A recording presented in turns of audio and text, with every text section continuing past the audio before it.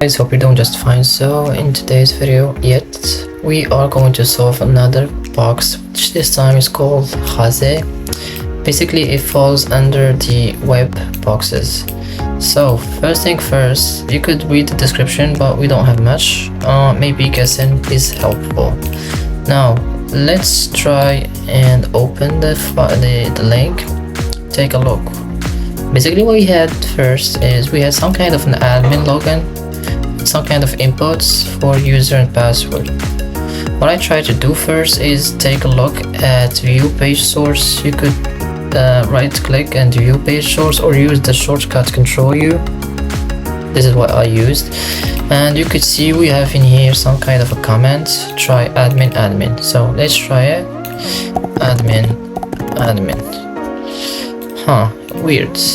You are close. We have got something new, but yet it's not what we wanted. We wanted a flag. So we could also we could redo the same step, view page source, but we have nothing in here.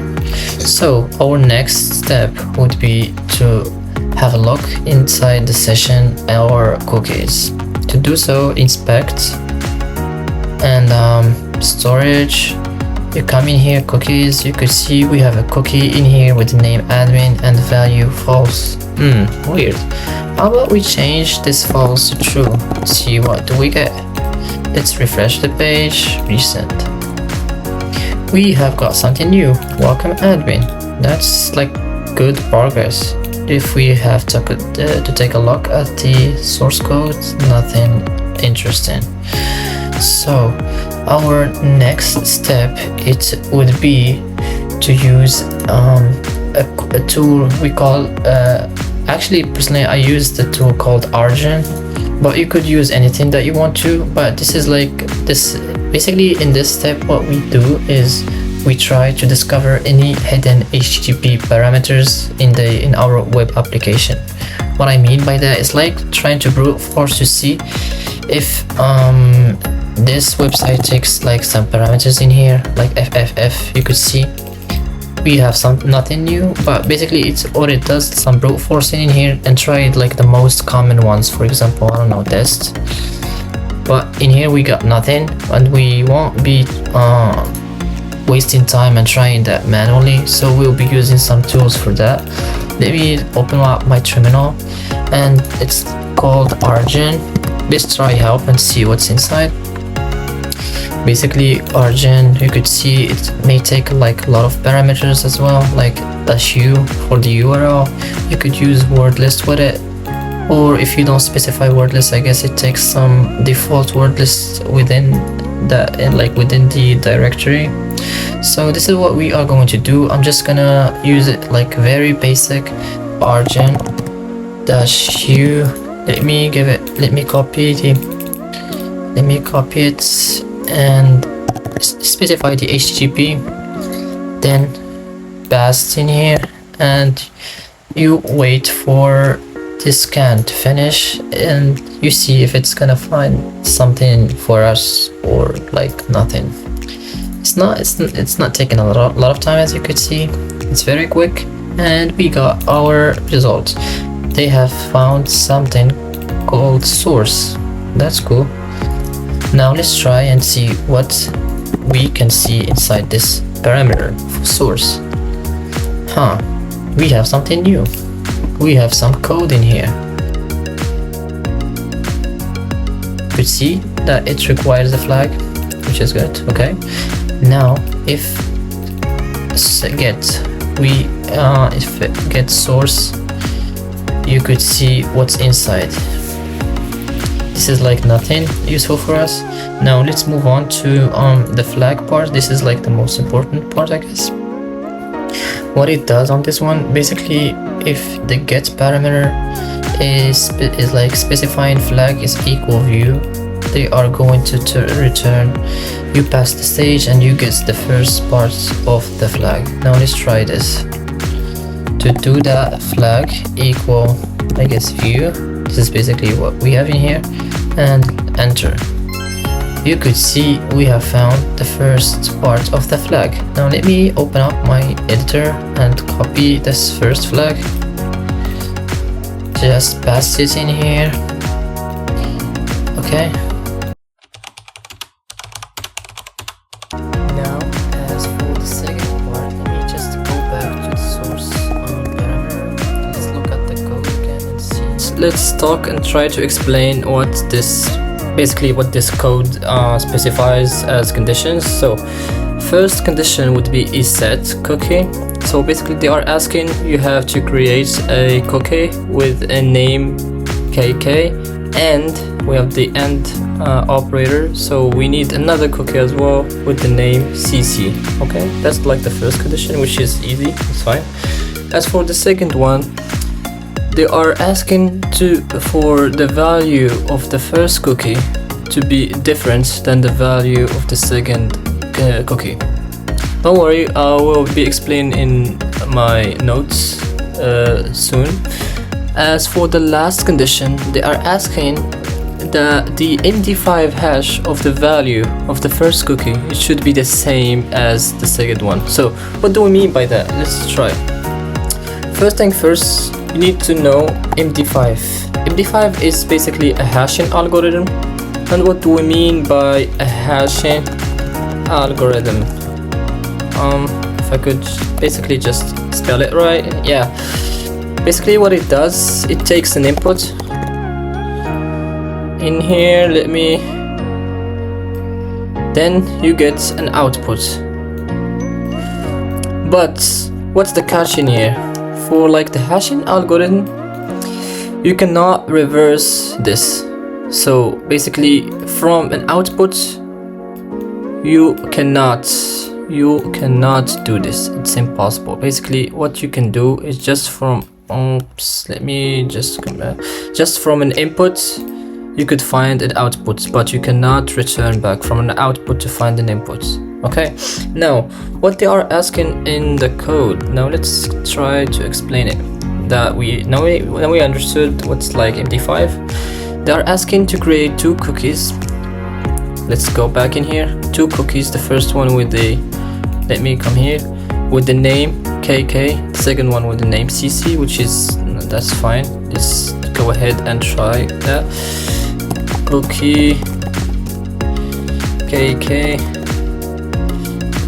Okay, and let's try another one. Change the color. Let me go ahead. Cookie with the name CC. Okay, and let me change the color of this one, and that's fine. Okay, basically we are creating the name in here, but if we come at this first condition, they are asking that the values should not be the same. So what do we mean by that? Let me come in here. We specified that the MD5 takes an input and gets you like some kind of an output. Basically in here, the value of this one, this is like the value. We have something. Let me specify that this is the value.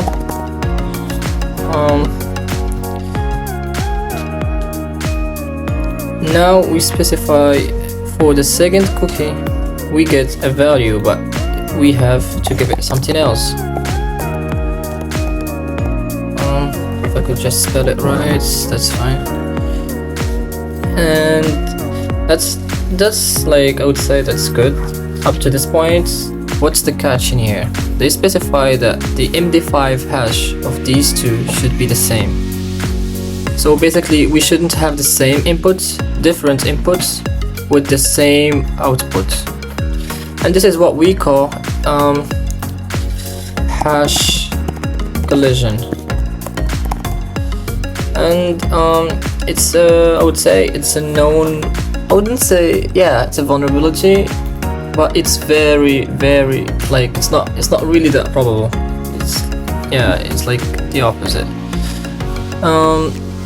Now let me go back to a GitHub repo where I found how we can specify these or met these conditions. This is our flag. I found this GitHub repo where you could find the hashes. You come in here, magic hashes, PHP hash collisions. basically we are going to use the MD5. So let's go back to the MD5, and we could basically specify one of these, like for the first and second one for that cookie. Now let's go back and try to do just that. I come back here. First things first, to create the first cookie, let me create a cookie with a name of KK, the value that we just took from the GitHub repo, and we do the same with the name of CC value. Let's take this value for example.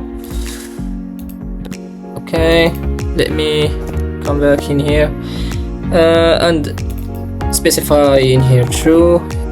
Remove this source, like this parameter, and just enter.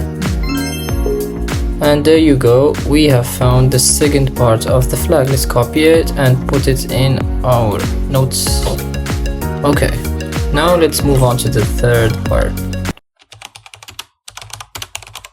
which is the third one. We need to meet these conditions. First thing first, they are asking about the user agent. So basically for this last part, I'm gonna be using burp suites. I could have used it from the beginning, the parameter fuzzing, but it turns out I didn't think it was necessary, so I just didn't use it. But now I'm gonna be using it. And burp suite, let's just turn on to intercept is on. Come back in here. You use the burp suite, refresh the page. Oops, let me come in here, refresh the page and drop this one, and there you go, we have intercepted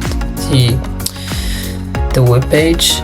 Now let's come back in here and see about the conditions. They said the user agent, it should be numerical. Let me come in here. Basically this user agent, it should be numerical, and the length of this one should be less strictly than 4, which is 3, and it should be more than 10,000. So, and if we meet all of these conditions, we are going to get the flag.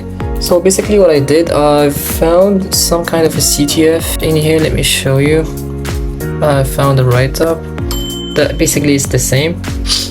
There's something in PHP that they intercept. Oh, fuck, I forgot. I bet they let me send this to the repeater and come back in here. Now we could see the write-up that I wanted to share with you guys. So it's the same code basically, is numerical and is less than 4, but more than 10,000. There's something PHP intercepted as a exponential. If for example, if we get it 5E52222, basically it's interpreted by PHP that it's 5 times 10 power 52222, and so we are going to use this trick. And since they are asking it's less than 4, so we could use 9E9. Now let me come back to my burp suite and turn on the interception of the traffic. Come to the repeater. Let's just delete this, and 9E9. Basically what this does, it means 9 times 10 power 9, which is much greater than 10,000 that they have in the code, I guess. Let me come back and see.